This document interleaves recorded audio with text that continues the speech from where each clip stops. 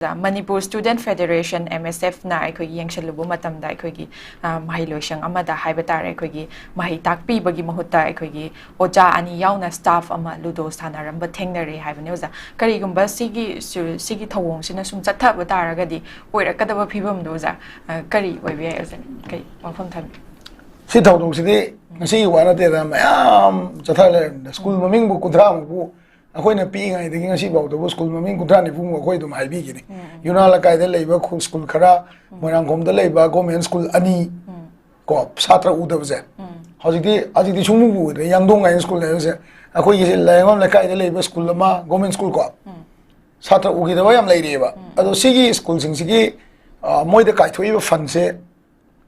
यामना precise होइबा याम concise होइबा को यामना detail होइबा inquiry मा government ने तौम जंगे गवर्नमेंट स्कूल सिंग से गवर्नमेंट स्कूल फगल अने पॉलिसी नी सरकारी स्कूल दा ममिंग चलदे अदु फगने अदा फगने हाइबा नतबा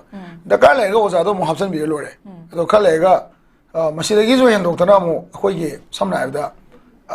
यामना नुक्सिबमा मु हाइजरकेबा मणिपुर दे लेबा छात्र ऑर्गेनाइजेशन में हमजे मोई ऑफिसिंग जे अयामबा स्कूल अमदा अटैच तौरगा लेगल लेबको अदा स्कूल अमदा 90% छात्र ऑर्गेनाइजेशन जे स्कूल दे अटैच तौर लेगमनेबा हाइबा स्कूल सिंगसी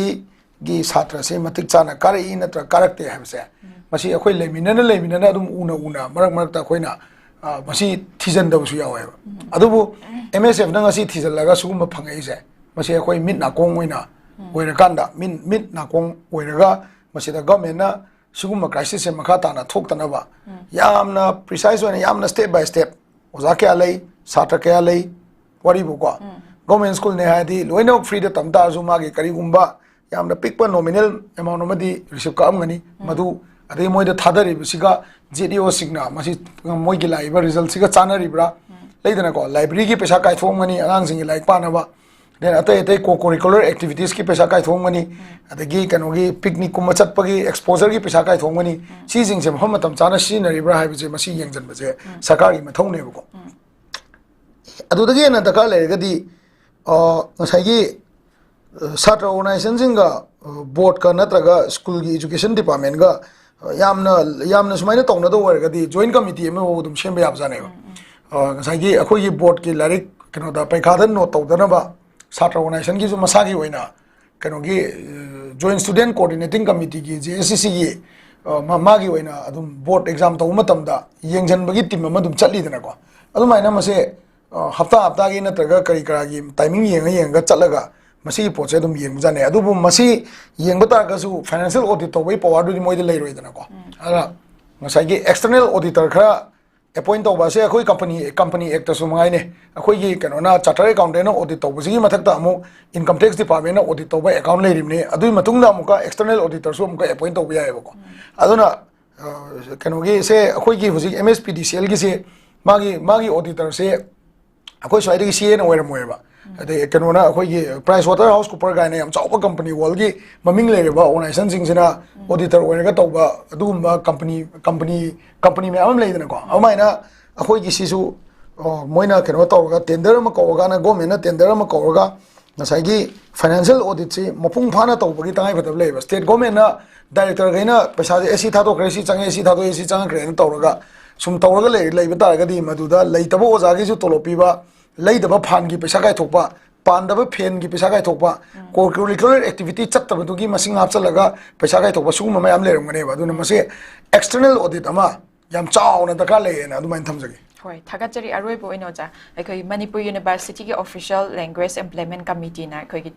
थोकिबो नोटिस की मतुंग इन हिंदी लोल सिजिनरगनी हाइबसी अखोई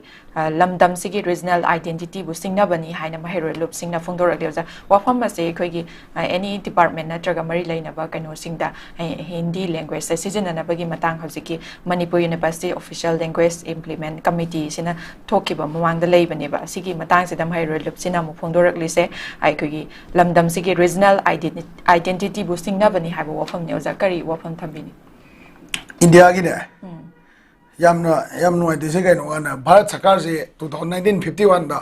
स्टेट से डिवाइड तौर मतम नको स्टेट से मागी टेरिटोरियल बाउंड्री से मकांदा अखोई लिंग्विस्टिक मैप ओइना सेमेबा से भोजपुरी गांगबगैना बिहार को मतलब Jharkhand लेरमदे Tamil गांगबगैना Tamil Nadu kannada ngangba ina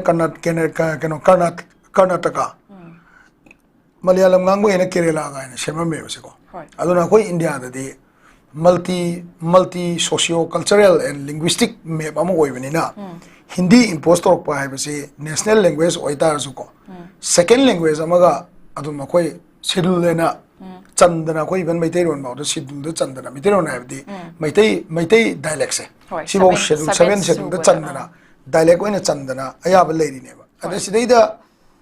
kai hani akoi gi regional ideology se mutalaga indianize tawna honabada even language for the impose tawsalaga letters in the articles in the hindi gi compulsory way ni hindi na way na tawgadam ni ga haijalaga di madu akoina regional wakalon culture da attack kawbane na lawdani ngai maram leite language ka culture gi bonding ji di kokpa ya roidam ne folklore ga se akoi hindi da manipur folklore do hindi da puya ba pot na teba koi oza tolan gi kanom leida ne pena gi German da pena do English to saul hawen tawdo adu bimam da tarakane ba god boy and tawra sakpam ledo adu cha manan tarakane ba ko aduna hindi language do akoina honor tawda banate national language ni akoi jaga khara da even gazette for the gazette of manipur ga in tha do makha da hindi ni surum tharang mane ko aduna ma even akoi metel on je 7 set do challe akoi milan gi chinau sing da gari number da metel me ek thaw hai se compulsory oi hai tar su government of India policy da natra state policy da hojik se kano la amatam da akoi gi